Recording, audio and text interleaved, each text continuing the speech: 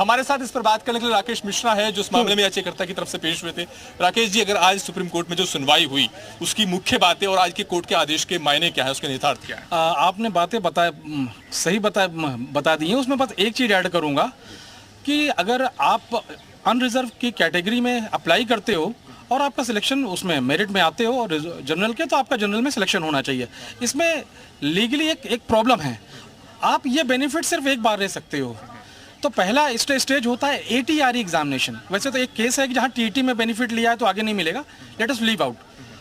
ATRE एक exam होता है रिटर्न 150 नंबर का, जिसमें जनरल कैटेगरी को 97 मार्क्स पे क्वालिफाइड माना जाता है और रिजर्व कैटेगरी को 90 मार्क्स पे क्वालिफाइड मानते हैं।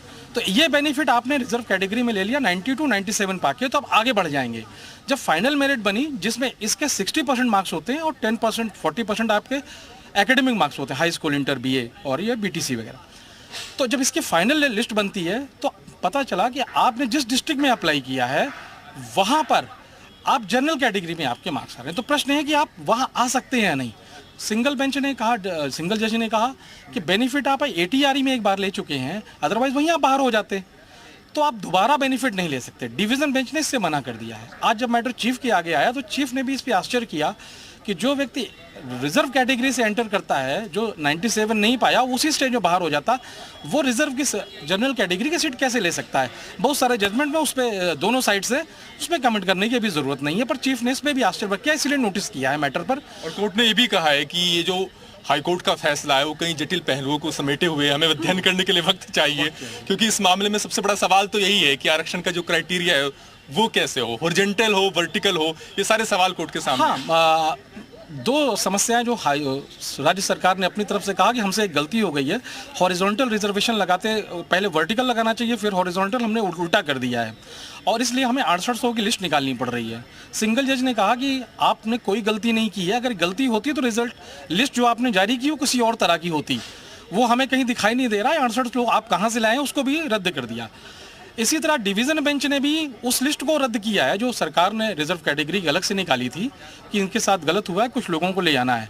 मगर सारा बिंदु वही है कि रिजर्वेशन का बेनिफिट 2 बार मिलना चाहिए या नहीं, सारा इशू आज सिंगल पॉइंट। सवाल मेरा ये है कि डिवीजन बेंच ने जो व्यवस्था दी है आरक्षण लागू करने को लेकर, उसको लेकर जो जनरल कैटेगरी से चुने हुए जो टीचर्स थे वो आशंकित थे कि उनकी नौकरी जा सकती है। उन लोगों ने कोर्ट को अप्रोच भी किया है, लेकिन जो 6800 के आसपास की जो रिजर्व कैटेगरी की लिस्ट बनाई गई थी यूपी सरकार की तरफ से, जिसे सिंगल बेंच और डिवीजन बेंच ने नहीं माना, क्या उन लोगों ने भी अप्रोच किया है सुप्रीम कोर्ट? मेरी जानकारी है कि उनकी तरफ से कैविएट पड़ी हुई थी, क्योंकि 12 कैविएट थी, किसी न किसी की थी उधर से, और वो भी अपना स्टे की बात के लिए मनाही कर रहे थे, कोर्ट से रिक्वेस्ट कर रहे थे कि स्टे न किया जाए।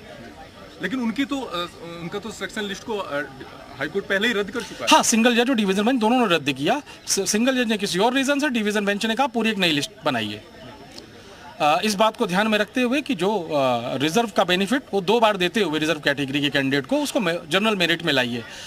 सारी समस्या जड़ की ये है कि सच्चाई क्या है, फैक्ट्स अभी राज्य सरकार ने जाहिर ही नहीं की है। अच्छा सर, एक बात ये है कि अगर दर्शकों की सुविधा के लिहाज से हम समझना चाहें, इसका मतलब ये है कि तकरीबन 6800 जो जनरल कैटेगरी से चुने गए टीचर्स हैं उनकी नौकरी पर खतरा है। उनकी नौकरी पर नहीं, ये मोटे तौर पे माना जा सकता है, मगर जो लिस्ट हाईकोर्ट के आदेश पे बन रही है वो असर कितने पे डालेगी, 5600 पे डालेगी या 12000 पे डालेगी, ये कोई नहीं जानता है। एक नंबर पे कई लोग होते हैं। मैं आपको बताऊं समस्या की जड़ कहाँ से शुरू होती है।